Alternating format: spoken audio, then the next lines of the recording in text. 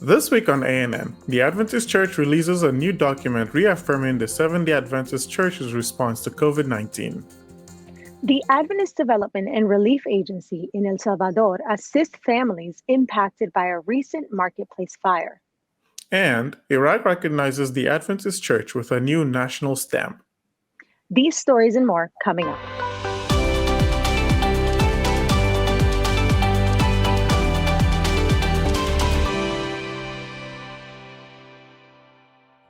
Thank you so much for joining us this week.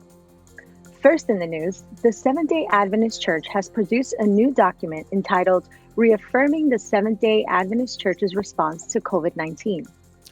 The document has been produced by the General Conference Administration, Biblical Research Institute, General Conference Health Ministries, Public Affairs and Religious Liberty Department, General Conference Office of General Counsel, and Loma Linda University Health.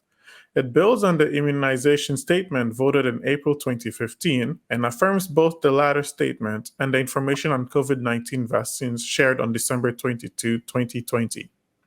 The document reinforces the Adventist Church's commitment to lifting the mission of the church, saying, "In the midst of this time of crisis and disruption, the Seventh-day Adventist Church is committed to the mission of lifting up Christ, His Word, His righteousness, and the proclamation of His three angels' messages to the world in preparing people through the Holy Spirit's power for Jesus' soon coming."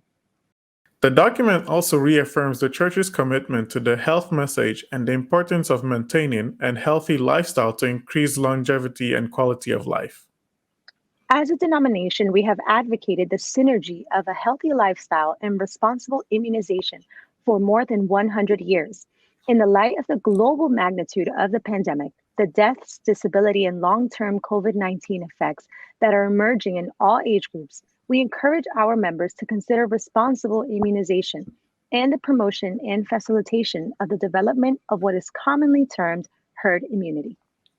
However, the writers go on to clearly say that the decision to be immunized or not is the choice of each individual and should be taken in consultation with one's health care provider.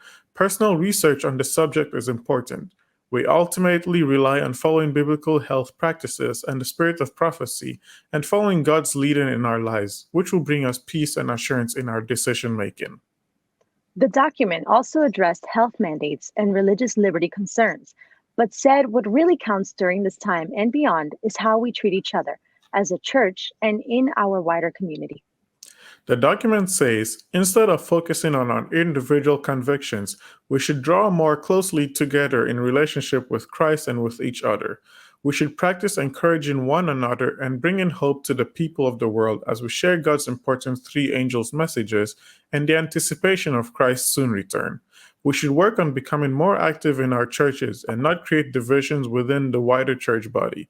As Adventists, we are to be an example to others, keeping in mind that the universe is watching. We encourage you to head over to Adventist.news to read the full document. The Seventh-day Adventist Church and the Adventist Development and Relief Agency, better known as ADRA, have stepped in to help after a recent fire blazed across one of the largest marketplaces in El Salvador. The San Miguelito market fire destroyed hundreds of family-owned businesses as hundreds of vendors and customers ran for their lives. Flames destroyed the entire marketplace, but no casualties were reported. Director of ADRA El Salvador, Alexander Figueroa, says, "This fire has left thousands of people without means of supporting themselves and their families, so we immediately activated an emergency response to help some affected families. The widespread destruction to the electrical and water services will take time to rebuild. All the vendors who depend on selling their goods every day to support their families are now unemployed. The marketplaces feature vegetables, meats, clothing, shoes, toiletries, kitchen supplies, flowers, and all kinds of merchandise for sale every day. ADRA El Salvador, in partnership with ADRA International and in coordination with the municipality of San Salvador, the Ministry of Interior, and the Seventh-day Adventist Church in El Salvador, began the process of selecting beneficiaries, particularly single mothers and senior citizens who are in crisis of unemployment and without a livelihood. 160 beneficiaries received envelopes with cash during a special ceremony on October 14, at the Central Adventist Church in San Salvador, 1 block away from the San Miguelito marketplace. Juan Molina and his wife lost everything. So did his in-laws, who for 35 years ran their business at the San Miguelito marketplace. Together, they sold dresses for special occasions, including quinceañera dresses, wedding gowns, wedding invitations, personalized mugs, promotional items, and more. The fire destroyed all their inventory, and now they are taking a spot on the street under temporary spaces set up by the government in the meantime. The Molinas were among 30 Adventist families affected by the fire. The church collected special funds to help 15 of the most needy church member families, church leaders said. ADRA El Salvador will be providing reusable masks next week to the vendors set up on the streets in an effort to assist them in rebuilding their livelihoods. Even to a casual observer, the tiny image of the Baghdad Seventh-day Adventist Church on an Iraqi postage stamp is in itself remarkable. The image, an unexpected gesture of the current Iraqi government, is to honor the presence of Christian churches in the country and to promote diversity. But to those who remember worshiping in its elegant sanctuary and sharing the fellowship of a thriving congregation, it brings waves of nostalgia and more than a few tears. It also represents hope. The set of 8 stamps, which came out in 2020 and were recently presented to leaders of the Middle East and North Africa Union Mission in Beirut, Lebanon, includes the Baghdad Seventh-day Adventist Church as one of the most beautiful churches in the city. President of the Middle East and North Africa Union Mission, Rick McEdwards, says, "This is a real honor for our church to be recognized nationally. Even though this is a majority Muslim nation, there is still a sense of appreciation of diversity and freedom. This is significant given the tragic circumstances of the last several years." That was Garabet Manskin Armanak's intentions. As the former general director of the Christian office in the Christian Yazidi and Sabian Mandian Endowments Divan in Baghdad, he initiated the project for the special stamps. Armanak says, "We wanted to remind the Iraqi government and the people of Iraq that Christianity is the oldest religion in Iraq by presenting the beauty of old church buildings through the stamps. Christianity coexists with other religions in this country. It is not a foreign religion." The Seventh-day Adventist Church was officially recognized by the government and had several active churches in the country. Following the 2003 Iraq War, the Baghdad church building was bombed twice, first in 2004 and again in 2006. Even though it was later reconstructed by the government for the sake of safety, the members of the Baghdad church began meeting in private homes to worship because the city was experiencing increasing levels of instability, terrorism, and kidnappings. Although the church eventually reopened, the doors were closed again in 2017 because only a few members remained in the city. Head of the East Mediterranean region, which oversees Iraq, Darren Boyd, said he is hopeful for the future. In his opinion, the Iraqi government is encouraging peace and diversity. The stamps are symbols of the government's strategy to bring back Christians. With a clear sense of mission and hope, he reported, "Adventist members and church workers have been serving the country and its people even during turbulent times." Boyd says, "We follow Christ's method with quiet, personal work. We will continue to go. We will continue to serve. God will make a way." President of the Republic of Ghana, Nana Addo Dankwa Akuffo-Addo, used the Bible and a quote from Ellen White during his speech on Saturday, October 16, 2021 in Kumasi, Ghana. The speech came after the state leader attended the 100-year celebration of the Ashtown Seventh-day Adventist Church. A crowd of more than 5,000 gathered at the Wesley College of Education in Kumasi gave the Ghanaian head of state several rounds of applause during the celebration of the 100th anniversary of the Ashanti New Town Church, or Ashtown. At the outset, Akuffo-Addo praised the Seventh-day Adventist Church for their contribution to the development of the nation. Akuffo-Addo said, "The Adventist people have impacted not only the local community, but the whole nation. We can say with considerable pride that the Adventists have a great conceptive and crucial role in the development of Ghana." At the conclusion of his speech, the 12th president of Ghana expressed that he prayed the Adventist Church would continue for the next 100 years to spread the gospel of Jesus Christ and appealed to the attendees to pray for the government and the country of Ghana. He also quoted an excerpt from Testimony to the Church at Battle Creek, page 49. As we celebrate the 100th anniversary of this church, he said, I conclude my speech with a thought of one of the Adventist pioneers, Ellen White. The life of Christ is the life of humble simplicity, yet how infinitely exalted was his mission. Christ is our example in all things. 100 years later, the impact of this church in Ghana is powerful. Multiple churches are still being planted in the metropolis. A dozen schools and one hospital are the fruits of the Ashtown Church. The Ashanti Newtown Church is part of the Ashanti Central Ghana Conference in the recently voted Northern Ghana Union Conference. President of WAD, Eli Wake Dido, made a public announcement of the action taken on October 10, 2021, during the annual Council 2021 business meetings of the General Conference of Seventhday Adventist Executive Committee. Coming up, ADRA Canada is changing lives in northern Kenya through kitchen gardens. But up next, we have all the information about where you can participate in the Women's Ministries Conference, Reach the World, I Will Go. Hi, VL. How are you? Are you okay? Dear VL, I can't even remember how long we've been staying at home now because of this virus. For now, it's just nice to hear your voice and see your face. Nothing beats playing outside in the dirt though. Which reminds me, are your hands clean? Yes! Mommy and Daddy says not a lot of kids get COVID-19, but it's always nice to be extra safe. We should wash our hands before picking our nose.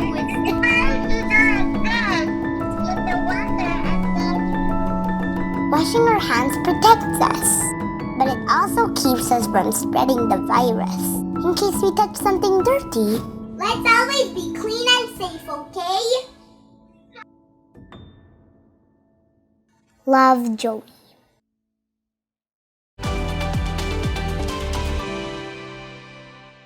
Welcome back. The Women's Ministries Department of the Seventh-day Adventist World Church is set to hold a global virtual conference October 29 and 30th. The conference will be set around the Adventist Church's strategic plan for the quinquennium, Reach the World, I Will Go. The I Will Go Virtual World Conference is free and will stream live on the Women's Ministries Department Facebook page and YouTube channel. It will also stream on the official Facebook and YouTube channels of the Adventist Church. Director of Women's Ministries for the Seventh-day Adventist World Church, Heather Dawn Small, says, the effects of the pandemic have touched all our sisters globally, and we felt there was a need for us to connect to encourage and uplift our sisters, and to share reports on what women have been doing during the pandemic to reach out to their sisters in the church and community. Women need to have spiritual nurturing, motivation, encouragement, hope, a new vision from God for their lives. If you happen to miss the presentation, do not worry, the link will not be removed. You can watch it even after the event. You can find out more by visiting the Women's Ministries website, women.adventist.org.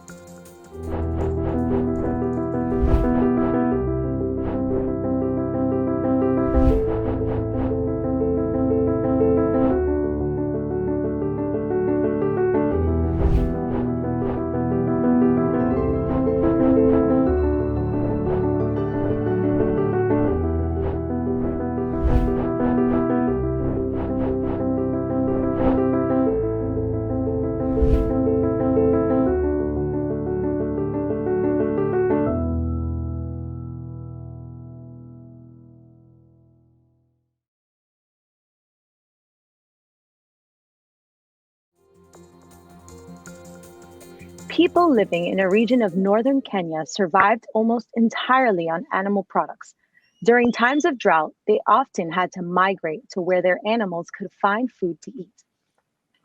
ADRA, with the partnership of the Canadian Food Grains Bank, has changed their lives by introducing vegetables and techniques of growing vegetables in kitchen gardens. ADRA has more. Most counties in the northeastern part of Kenya experience little to no rainfall.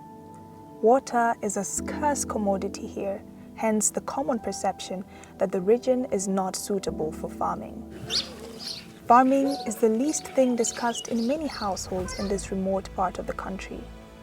And that notion is slowly fading away for many households after ADRA Kenya introduced kitchen garden farming to this pastoralist community in Mandera West. As part of the interventions used to address food insecurity in Mandera West sub-county, ADRA Kenya has been promoting the establishment of kitchen gardens at home level.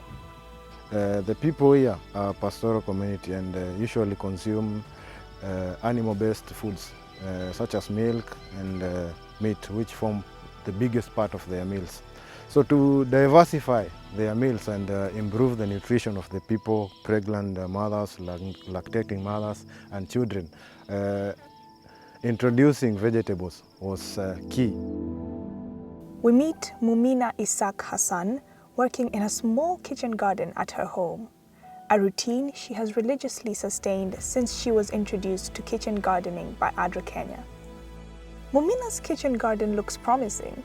The excited mother of 6 can't help but admire her work.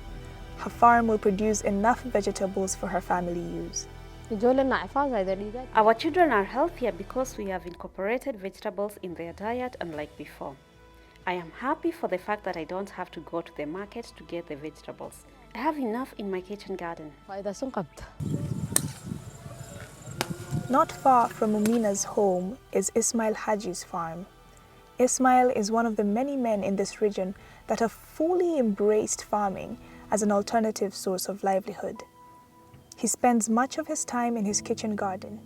With the help of his wife and kids, the results are impressive. Vegetables are in plenty. Before the introduction of kitchen gardens in this region, Ismail would be busy moving from place to place in search for pasture for his livestock. When I used to move a lot with my livestock, my children missed out on education. But now things have changed thanks to ADRA. All my family is here, in one place. What more would one ask for? ADRA Kenya, with funding from Canadian Food Grains Bank, CFGB, and ADRA Canada, has been changing lives in Mandera West sub-county through value-added food security interventions. Interventions such as kitchen gardens that have led to a sustainable supply of nutritious fresh vegetables to this pastoralist community. This initiative seeks to diversify sources and quality of food and nutrients for vulnerable persons such as women and children. ADRA Kenya, they have been rooting for growing of vegetables through introduction of kitchen gardens. This has gone well down with the people, with the locals who have habitually been pastoralists and dependent on animal food products. Now that when you go to a homestead, you will not find a meal without veggies being served. This is one of the changes that ADRA Kenya has brought through kitchen garden. Some women have also reported increased food intake by their kids after introduction of vegetables to their meals. In the past, our children appeared malnourished and sick, but since they started consuming vegetables, they are healthier. Mumina and Ismail are part of 1,000 households in Dandu and Takaba divisions that have directly benefited from ADRA Kenya's interventions. Now that these households have registered success in kitchen garden farming, many other women are willing to learn so that they too can venture and replicate the success story in kitchen garden farming. Ismail dreams of having a big farm that will supply the whole of Takaba town. He appreciates ADRA Kenya for introducing him to vegetable farming. We couldn't access some of these vegetables before, but since we started growing them, life is much better. As long as I'm alive, I will keep farming. In fact, I want to fill all this space with vegetables.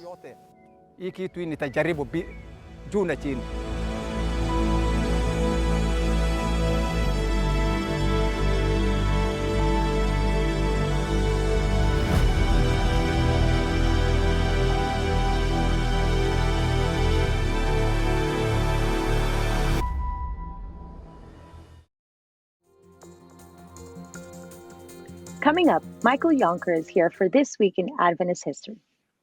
But up next, Adventist Mission shares about a young man in Taiwan who was greatly impacted by the Adventist Church.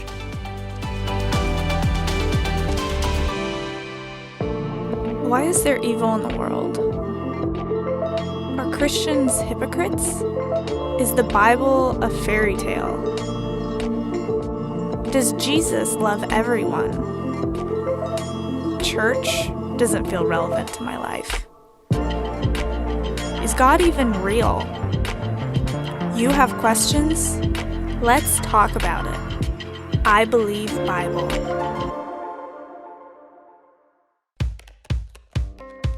We may look, pray, read, think, worship, sing, and share differently, but we all look forward to the Sabbath. And we all look forward to the future when Jesus will come again. With this message in mind, we arrived at a core component for a new identity system, the creation grid, a simple 7-column structure for layout. The grid is a reference both to the prophetic timeline as well as to the creation week that culminated in the seventh-day Sabbath. The first 6 columns of the grid belong to the designer. They can be filled with anything: text, images, illustrations, patterns, and logos. But the 7th column, the Sabbath column, does not belong to them. It is meant to be different and special. Regardless of what or where you are designing, you can always find information to help you communicate that we are all Seventh-day Adventists.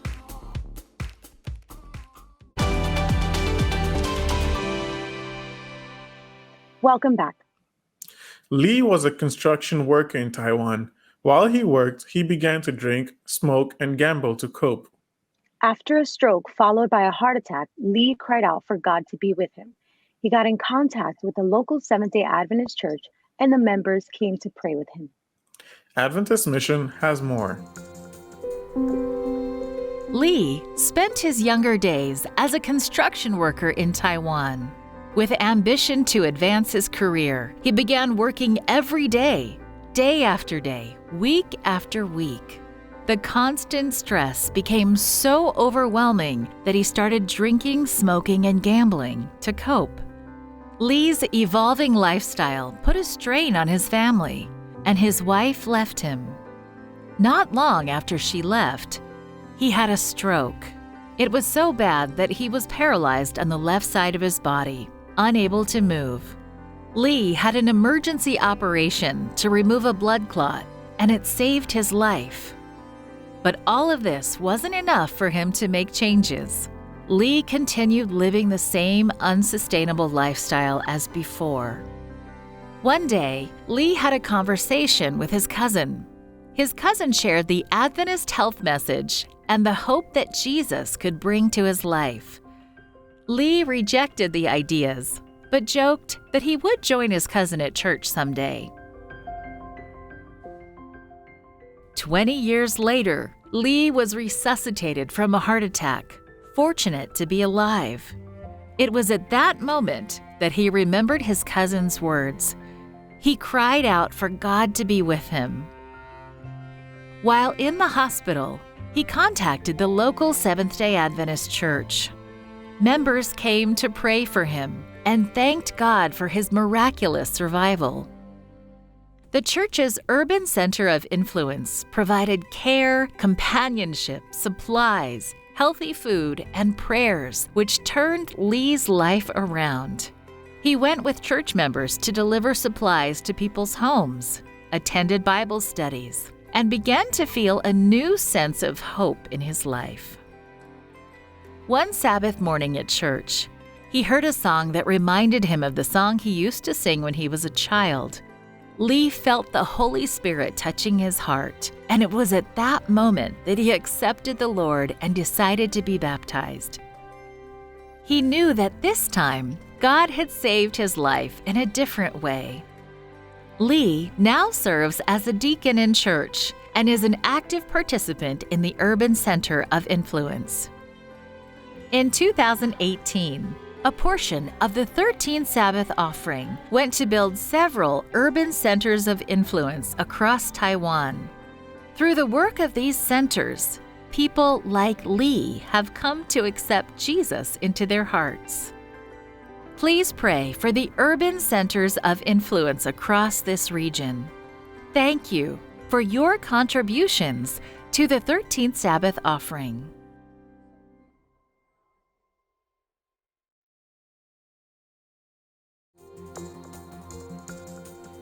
Watch this and other mission stories online by visiting AdventistMission.org.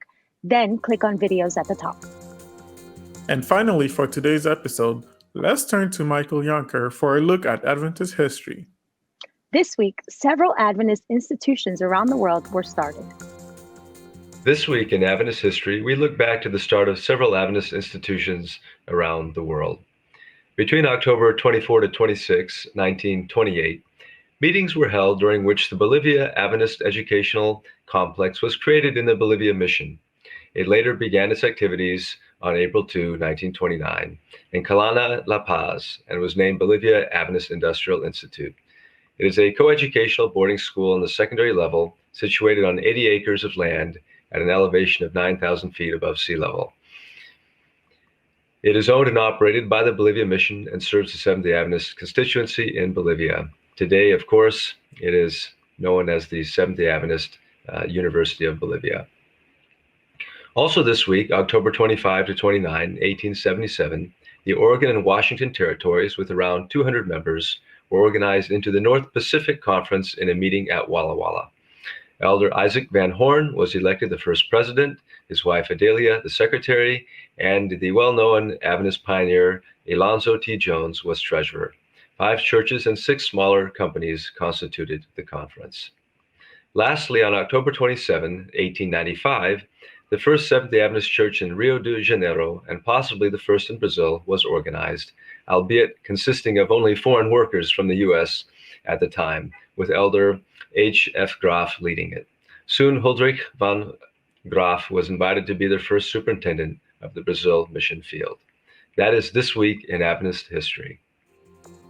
Thanks for watching ANN. Join us next week for more news from the headquarters of the Seventh-day Adventist Church. Did you know the Adventist Church has a YouTube channel where you can watch ANN Video, ANN In-Depth, and plenty of other amazing videos on prophecy, health, and Bible study? Just go to YouTube and search for the Adventist Church. Click the subscribe button to make sure you're caught up each week. And remember, leave a comment or a prayer request. We have people who are praying for you 24 hours a day, 7 days a week. Before we say goodbye, here's some good news from the book of Proverbs, chapter 3, verses 5 and 6. The passage says, "Trust in the Lord with all your heart, and lean not on your own understanding. In all your ways submit to him, and he will make your path straight."